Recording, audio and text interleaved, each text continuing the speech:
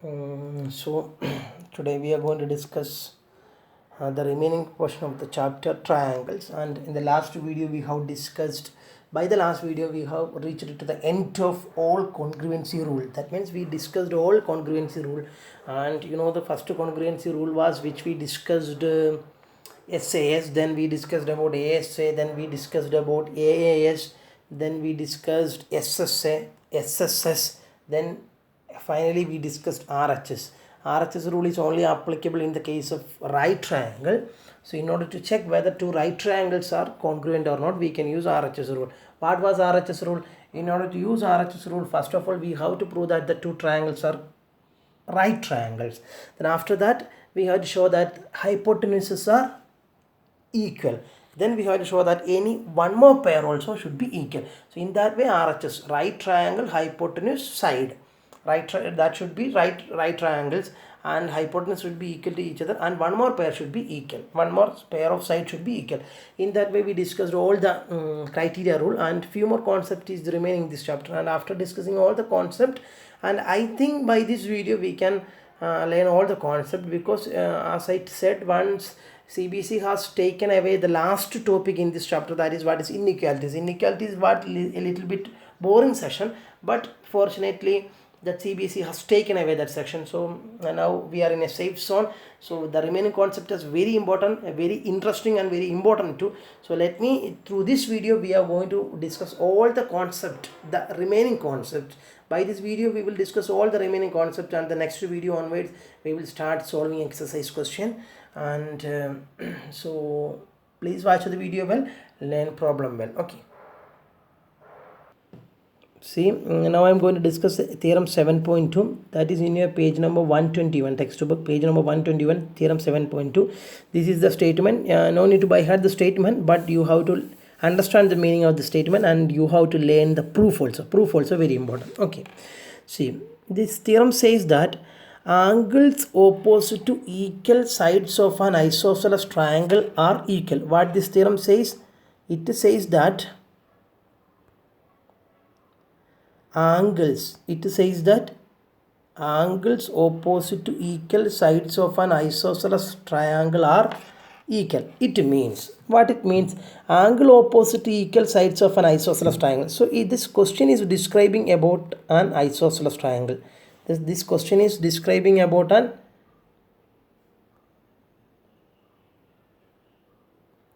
This question is discussing about an isosceles triangle. So let me draw an isosceles triangle first.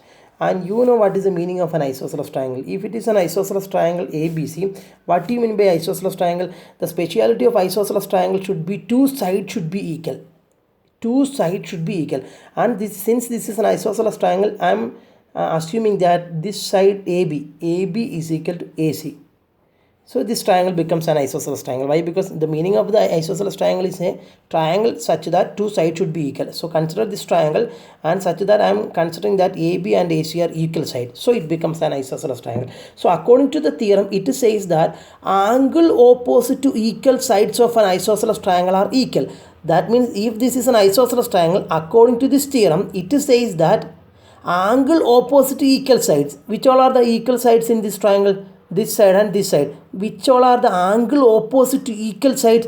This side and this side are the equal sides. So which is the angle opposite to this side? This angle. Which is the angle opposite to this side? This angle.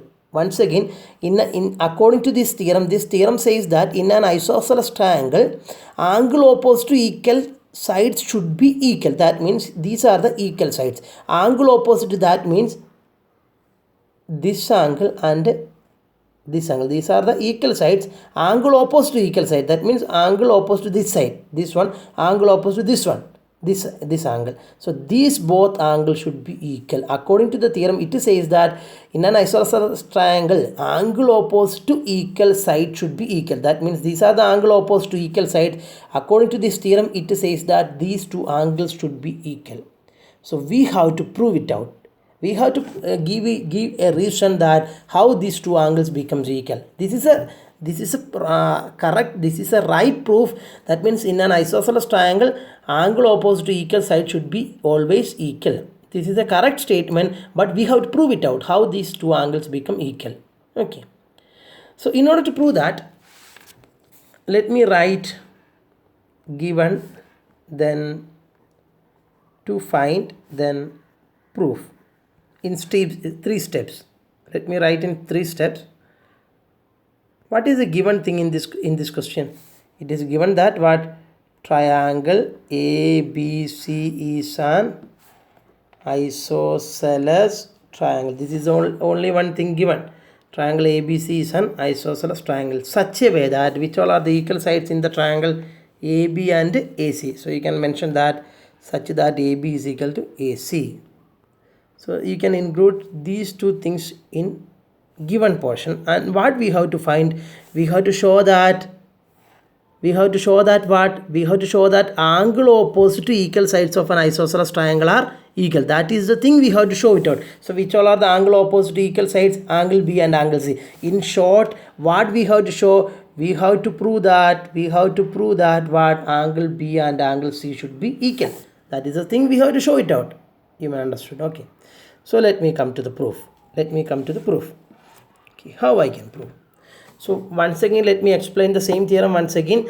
According to the question, it says that if a triangle is there with the property isosceles triangle, that means this is a triangle with the 2 sides are equal. It's an isosceles triangle now, and in an isosceles triangle, angle opposite to equal sides are equal. So we know that in an isosceles triangle, anyway 2 sides should be equal. According to this theorem, it says that angle opposite to that 2 sides should be equal. That means these are the angle opposite to that 2 sides.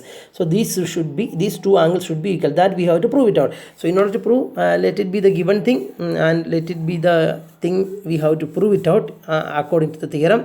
And let me go to the proof now. So in order to prove this theorem, I am going to draw a line. I am going for a construction. In some proof, we will go for some construction. I need a construction. Which construction means this is the construction I am going to make.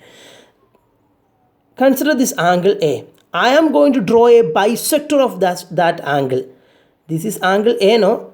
This is angle A, no? This is angle A, no? So I am going to draw a bisector of that angle. What do you mean by bisector of an angle? Suppose this angle is 60 degree. I have to draw a line such that line should split this angle into 30 and 30.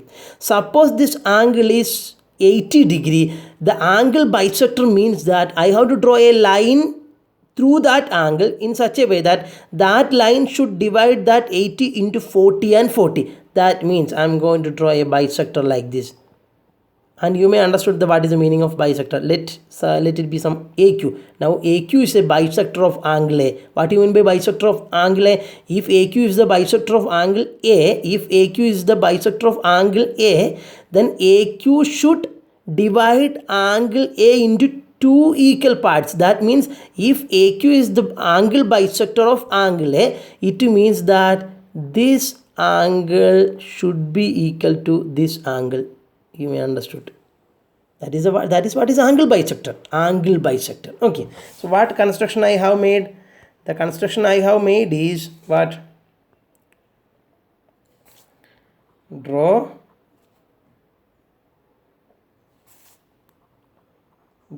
angle bisector AQ of angle A. This is the construction which I made. Draw angle bisector AB AQ of angle A. You may understood. Okay. After drawing this angle bisector, you may identify 2 triangles. The entire triangle will split into 2 smaller triangles.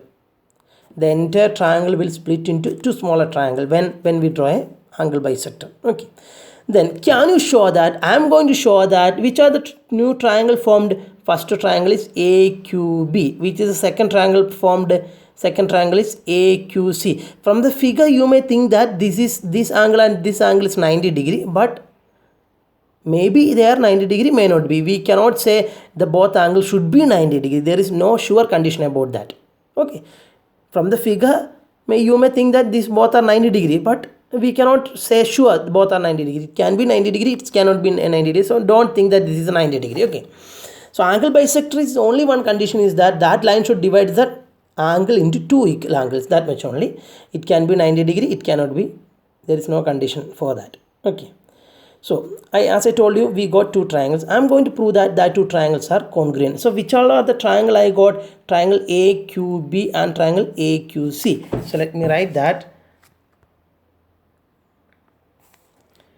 Consider triangle AQB and triangle AQC. You may understood how you got this triangle after drawing angle bisector. That total triangle split into two smaller triangles. That two smaller triangles are triangle AQB and triangle AQC. I am going to show that this triangle AQB and triangle AQC, that means this triangle and this triangle are congruent. Can I show that these two triangles are congruent? Okay. Consider this both triangle. Can you say that this angle is equal to this angle? No, that we have to prove. Can you directly say that this angle is equal to this angle? No, because we don't know whether that they are equal or not. Because what? That we have to show it out. So at first we cannot say angle B and angle C are equal. So we cannot say anything about that angle. Let it be there. Okay. But consider both triangle. Can you say that in both triangle, in this triangle, this is the side AB. In this triangle, this is the side AC. They are equal, no? Why? Because this is an isosceles triangle such that AB is equal to AC. So when you consider these two triangles separately, this side of this triangle becomes equal to this side of this triangle. Once again I am repeating, if you consider both triangles separately, in both triangle one pair of side is equal. Which all are they? AB and AC. AB belongs to this triangle, AC belongs to this triangle, and both are equal. Because it is a given condition, because it is an isosceles triangle. So what we can write? In both triangle, so when you consider both triangle AQB and AQC, which is the common, which is the equal pair, AB of this triangle becomes equal to AC of this triangle. Why? Because it is already given. It is already given. It is already given. AB and AC is equal. So one pair of side becomes equal. It stands for S. Any problem? One pair of side becomes equal. It stands for what? S. Okay. And next, so we got one S. Any problem? No. See, what about this angle? Okay, let it be there. Let it be there. Forget about that angle now. Can you say that AQ of, you just think about side AQ. What is the specialty of side AQ? Side AQ belongs to first triangle and side AQ belongs to second triangle. So that side AQ is common in both triangles. So can you consider it as a pair? Of course. Why? Because actually AQ is a single line, but you can consider it as double. Why? Because AQ is the side of first triangle and AQ is the side of second triangle. Since it is common, you can consider that also as a common pair. That also as a equal pair. How? Why? Because AQ belongs to first triangle and AQ belongs to second triangle. So that side is there in both triangle and that side is common. That means they are equal to each other. Are you following me? Yes. So that you can mention what? Here AQ belongs to second triangle, that is equal to the side AQ itself, that belongs to second triangle. This AQ is equal to AQ. It means AQ belongs to the first triangle, AQ belongs to the second triangle, that both are common. So that is also, we can consider it as an equal pair. Why? Because they are common. So the common means they are equal, no? So that also you can consider as another pair of side. Are you following me? Yes. Okay, now we just see. Think about this angle and this angle. Think about this angle and this angle. What is the specialty of both angles? They are equal. This angle belongs to first triangle and this angle belongs to second triangle. They are equal. Why? Because AQ is an angle bisector. Angle bisector is dividing the total angle into two equal angles. So this angle should be equal to this angle. And this angle belongs to first triangle and this angle belongs to second triangle. So that you can consider as an equal pair of angle. Where you have to write that angle lies between the sides you have considered, no? See. Which all are the sides you consider from the first triangle AB and AQ? Which all are the sides you consider in the second triangle AC and AQ? And now I said about an angle. That angle is in between what? AB and AQ, no? See, this angle is in between AB and AQ in the first triangle. And the second angle I consider is this angle. That angle is in between AC and AQ. See, AC and AQ നോ AC and AQ നോ ഞാൻ പറഞ്ഞു വന്നത് ഞാനിപ്പം ഈ രണ്ട് angle equal ആണെന്ന് നിങ്ങളോട് പറഞ്ഞു. അപ്പോൾ ആ രണ്ട് ആംഗിൾ എവിടെയാണ് കിടക്കുന്നത്? നമ്മൾ ഏതൊക്കെ സൈഡാണോ കൺസിഡർ ചെയ്തത് ഫസ്റ്റ് ട്രയാങ്കിൾ അതിൻ്റെ ഇടയ്ക്കാണ് ആംഗിൾ. ഏതൊക്കെ സൈഡാണോ രണ്ടാമത്തെ ട്രയാങ്കിൾ കൺസിഡർ ചെയ്തത് അതിൻ്റെ ഇടയ്ക്കാണ് മറ്റേ ആംഗിളും. അപ്പോൾ അത് എവിടെ എഴുതണം? ഈ രണ്ട് സൈഡ് നമ്മൾ ആദ്യത്തെ പെയർ സൈഡും രണ്ടാമത്തെ പെയർ സൈഡിൻ്റെ എഴുതിയതിൻ്റെ ഇടയ്ക്ക് എഴുതണ്ടേ? അത് കഴിഞ്ഞിട്ട് എഴുതാൻ പറ്റുമോ? ഇല്ല. കാരണം എന്താ? നമ്മൾ കൺസിഡർ ചെയ്ത ആംഗിൾ നമ്മൾ കൺസിഡർ ചെയ്ത സൈഡ്സിൻ്റെ നടുക്കുള്ള ആംഗിളാണ്. You may understood. So in between I supposed to write that which is the angle here, angle BAQ.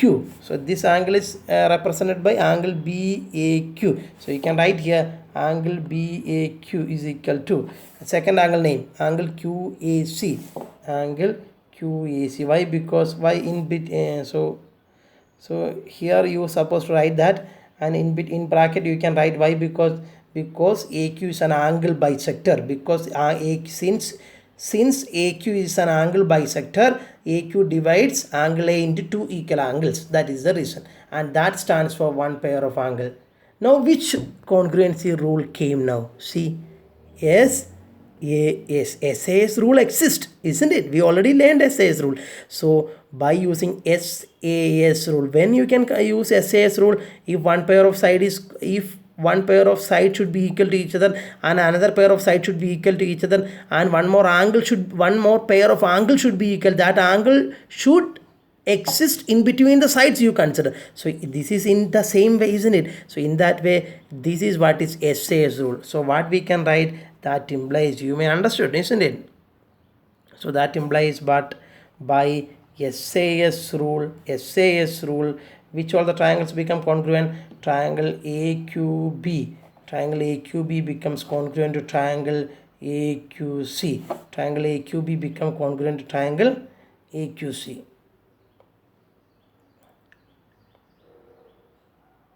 ഇപ്പോൾ നിങ്ങൾ ട്രയാങ്കിളിൻ്റെ പേര് എഴുതുമ്പോൾ ശ്രദ്ധിക്കണം എന്ന് പറഞ്ഞു. ഞാൻ ആദ്യത്തെ ട്രയാങ്കിളിൻ്റെ പേര് എഴുതിയപ്പം ഞാൻ എനിക്കിഷ്ടമുള്ള പോലെ എഴുതി ട്രയാങ്കിൾ AQB എന്ന് എഴുതി കോൺഗ്രുവൻ്റ് ഇട്ടു. രണ്ടാമത്തെ ട്രയാങ്കിളിൻ്റെ പേര് എഴുതുമ്പോൾ ശ്രദ്ധിക്കണം, ട്രയാങ്കിൾ എയിൻ്റെ ഇപ്പം ഫസ്റ്റത്തെ വെർട്ടെക്സ് ഞാൻ എഴുതിയത് ഏതാ? ശ്രദ്ധിക്കണം കേട്ടോ. ഞാൻ എഴുതിയത് കറക്റ്റാണെന്ന് എനിക്ക് ബോധ്യമുള്ളതുകൊണ്ടാണ് എഴുതുന്നത്. അത് എങ്ങനെ എഴുതി നിങ്ങൾക്ക് ഞാൻ പറഞ്ഞുതരാം.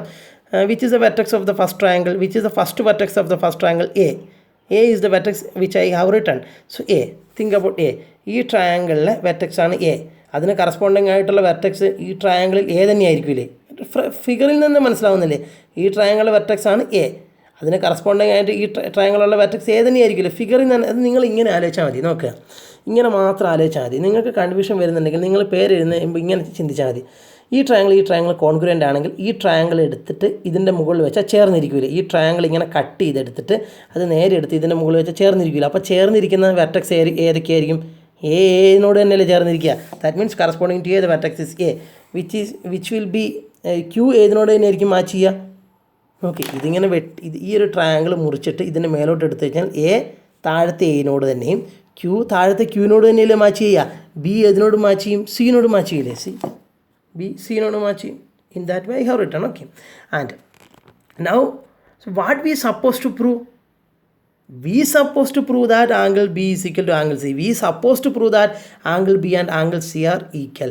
But now we reached here. How we can prove angle B and angle C are equal from this?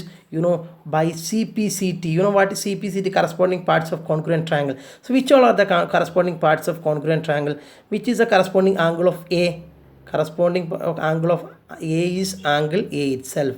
And which is the corresponding angle of Q? Which is the corresponding angle of Q? Angle Q itself. Which is the corresponding angle of B? Which is the corresponding angle of P? Corresponding angle of B is what? Angle C. In short, angle B and angle C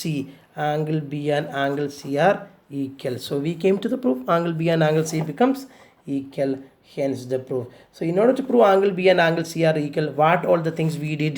First of all, we have drawn a triangle ABC and we have marked these two sides are equal, and afterwards what I did, I have drawn an angle bisector of angle A. I have drawn an angle bisector of angle A. That means these two small angles become equal if it is an angle bisector.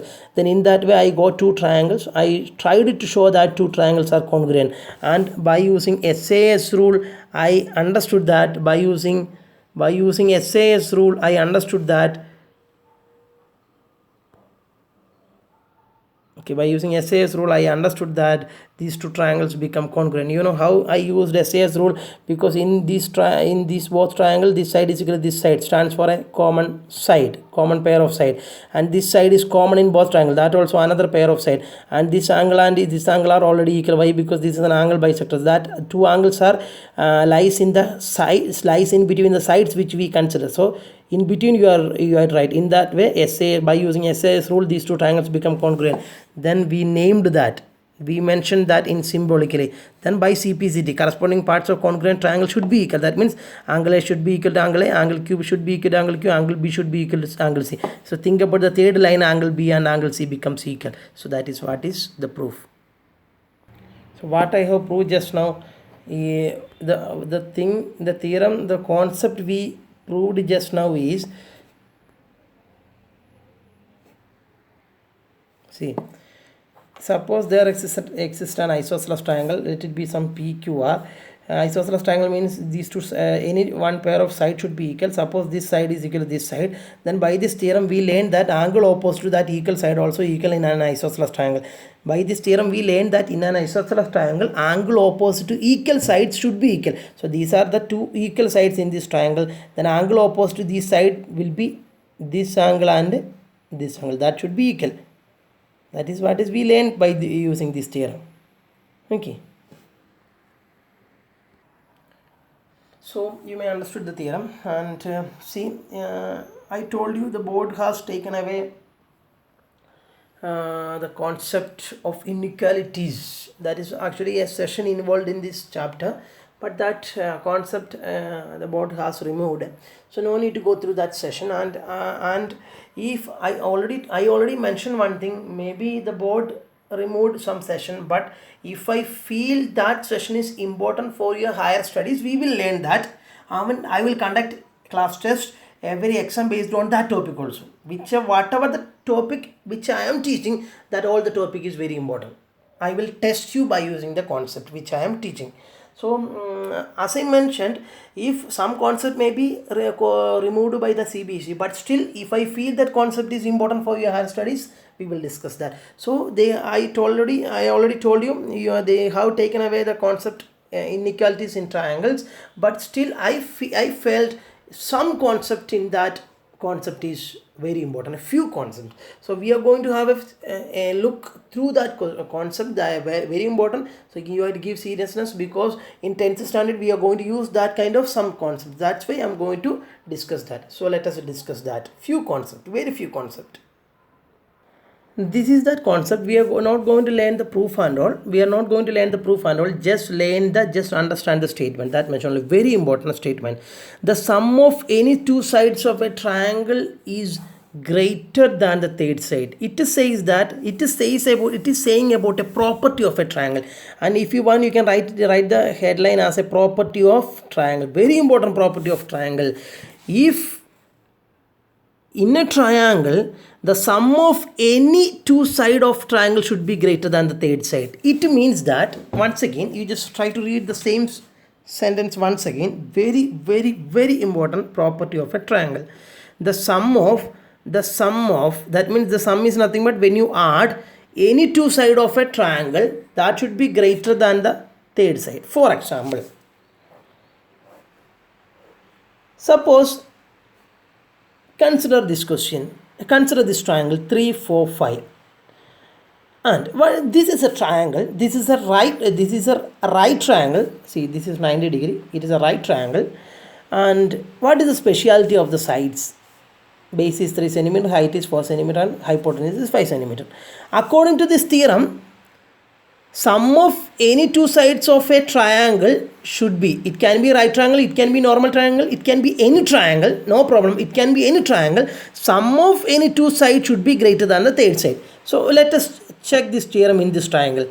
You just take the sum of any two sides. So if I am selecting this side and this side, what is the sum of 5 plus 3? 8. That is greater than the third side, 4, no? What is 5 plus 3? 8. 8 is greater than 4, no? Yes. So sum of two sides becomes greater than the another side. And if you are choosing this side and this side, what is the sum of 4 plus 3? 7. 7 is greater than 5. Suppose if you are choosing this side and this side. What is 5 plus 4? 9. 9 is greater than 3. So that means in a triangle, sum of any two sides should be greater than the third side. If you are choosing these two sides, when you take the sum, that sum should be greater than the remaining side. That means if you are choosing these two sides, suppose if you are choosing these two sides, when you are adding these two sides, that result should be greater than that of this side. And if you are choosing these two sides, when you are adding the side, that result should be greater than that of this side. And if you are choosing these two sides, when you are adding these two sides, that sum should be greater than that of this side. That this theorem says. See, 5 plus 3. So you can draw this triangle, and in between, just below that, you can write here 5 plus 3 is 5 plus 3 is equal to 8. 8 is greater than that of the remaining side 4. And add this 5 plus 4. 5 plus 4 is 9. When you add these two sides, we will get 9. That 9 is greater than that of the next remaining side 3. So the 9 is greater than that of 3. So in that way, you can check all the possibility of this triangle. That means sum of any two sides should be greater than that of the third side. And let me ask you a question. Can I draw a triangle with the sides 1 centimeter, 2 centimeter and 3 centimeter? Okay. Suppose someone asks you a question like that. Can we draw a triangle with the sides 1 centimeter, 2 centimeter and 3 centimeter? So you might have think that let us try to draw a triangle. If that drawing is possible, then it can be drawn. If we cannot draw that, we cannot draw this. So no, so in that way also you can check. Try to draw this triangle. Draw 1 centimeter here, then take 2 centimeter and draw here, and take 3 centimeter. In that way you can try to draw this. If that try success, you can say that we can draw it. If that try is not success, we can say that it is not possible. So that is the one way. By drawing we can find, but by using this theorem also we can easily predict. By using that theorem, what that theorem says, in all triangle, sum of any two sides should be greater than the third side. We just take the sum of any two sides. If you are selecting this side and this side, what is 2 plus 3? So here you can write the answer in this way. Here sides are 1, 2 and 3. So try to select that possibility, try to use the possibility, which is the possibility by that theorem. That theorem says that sum of any two sides should be greater than the third side. So in that way I am going to check, I am going to take the sum of any two sides, and I am going to check whether that sum is greater than the remaining side or not. Okay, so if I am selecting 2 and 3, okay, that what is 2 plus 3? I have to take the sum of any two side, isn't it? So if we are selecting the side as 2 and 3, we have to take the sum. That means 2 plus 3. What is 2 plus 3? 5. 5 is the result. That 5 is greater than that of the remaining side. Which is the remaining side here? We already considered 2, 3. We have taken the sum. 2 plus 3 is 5. That 5 is came greater than that of the remaining side. Remaining side is 1. So 5 is greater than 1 now? Yes. So the one condition, that means one way it is possible, and we have to check for all possibilities. Think about 1 and 2. If you are selecting these two sides 1 and 2, what is the sum of 1 plus 2? That is 3. The result is 3, but that 3 becomes equal to the third side. Third side is already 3. So when you take the sum of the first two sides, that sum becomes equal to the remaining side. But that sum, according to this theorem, that sum should be greater than. But here that is failing. Why? Because 1 plus 2 is 3. That 3 becomes equal to the remaining side. We have to get the sum in such a way that that sum should be greater than. So it fails. Thus that becomes equal to 3, the third side.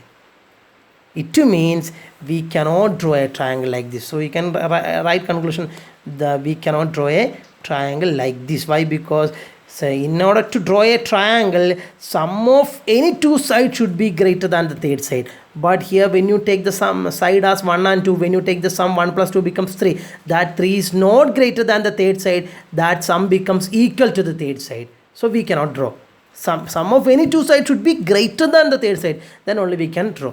So this is very important theorem. So you have to write notes in a proper way. You know how to write notes and write notes, because you are in a You are in 9th standard, you have to arrange the things in a very systematic way. You have to write all the things in notebook properly. Okay, and I'm going to share my experience. So you may understood this theorem, and let me share my experience. Just before 2 years, I went for an interview in Trivandrum. That interview was, they arranged that interview for recruiting teachers to Gulf countries, CBSE school, Gulf countries. So I went for that interview, and I successfully completed that interview, but due to some reason, I failed to go there. Okay, and but in that interview, one question was like this. Let me introduce that question for you, because that question was very simple. That question based upon 9th standard, and you can also answer for that question. The question is, they asked me a question like, I will give you the question. Question was like this: find the area of a triangle with the sides 3 centimeter, 4 centimeter, and 7 centimeter. Then immediately I have taken the chalk and I explained them. So here we have to calculate the area of this triangle. Then let us use Heron's formula, because 3 sides are given. If base and heights are given, we could use half into BH.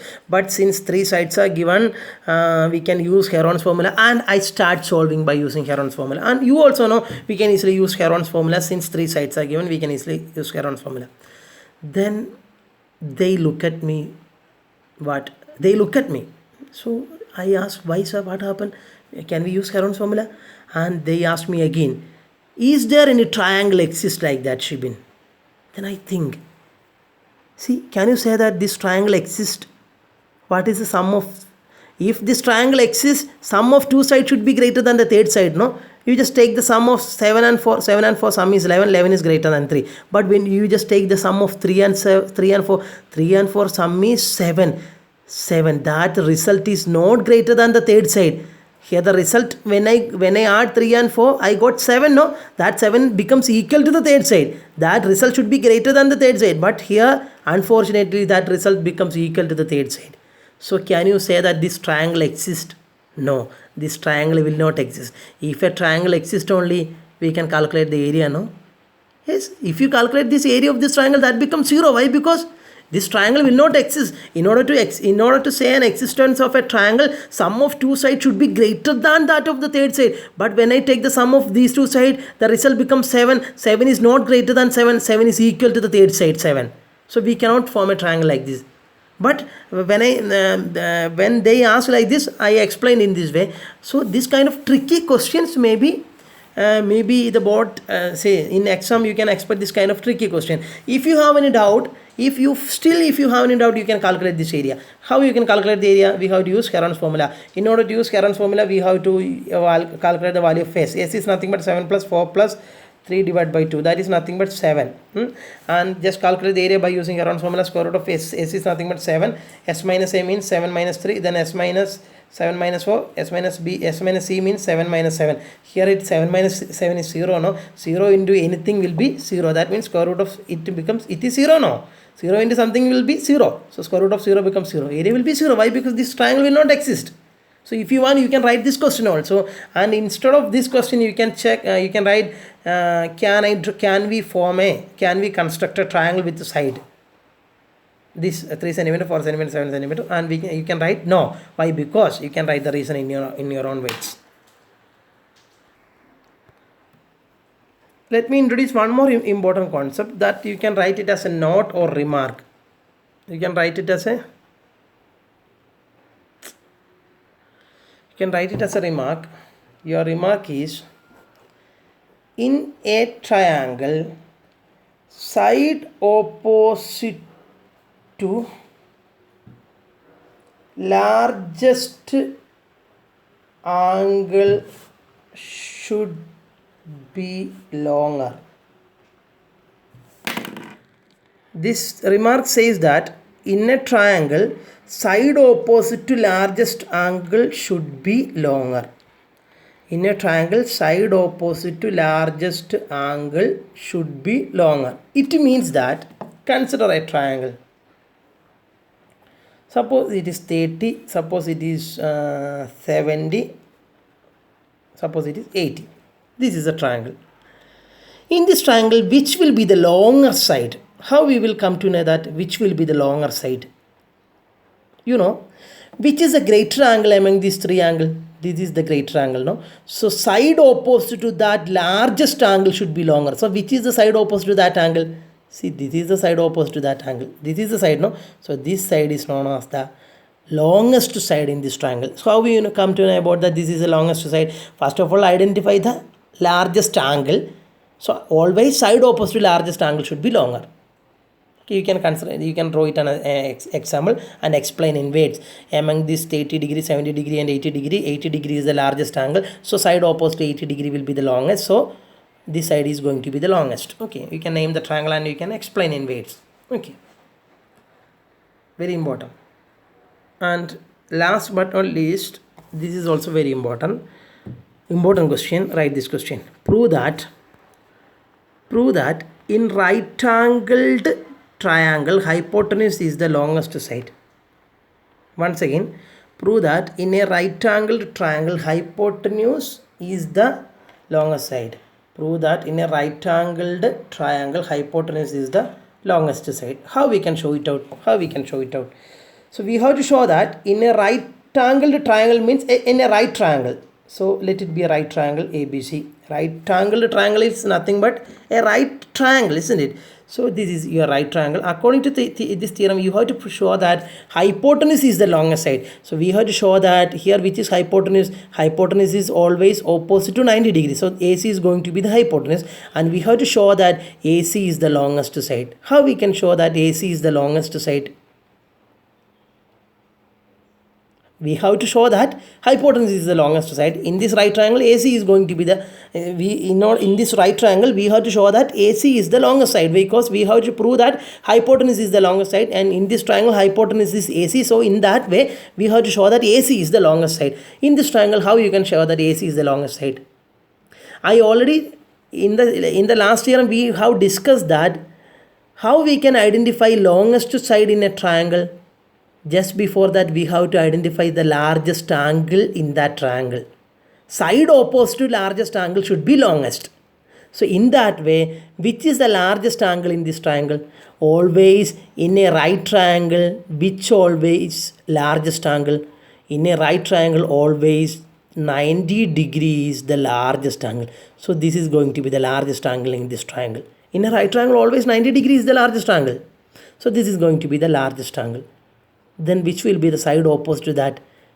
In the last theorem we have mentioned that side opposite to largest angle is longer. Here in this triangle, this is the largest angle. So side opposite to that means AC. So AC is going to be the longest side. That means hypotenuse is going to be the longest side. So you may understand the proof.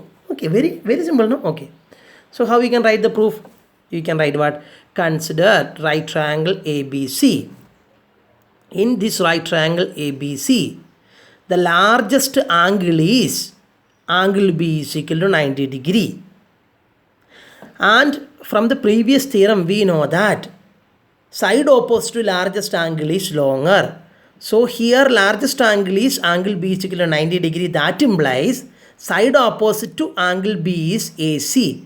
That implies AC is going to be the longest side. That means hypotenuse is the longest side. You may understand. So I could say that we successfully completed all the concept in this chapter without fail. So we discussed the concept from the deleted portion also, because we felt that is important for your higher studies. That's why I used to discuss that concept. In totally we discuss all the concept, and the next video onwards we will start solving question. And I found that many of the students are not taking things in a very serious way, because I'm checking your notebook. From the notebook I can easily understand that those who are writing note in a very explained form, they may learn all the problems well.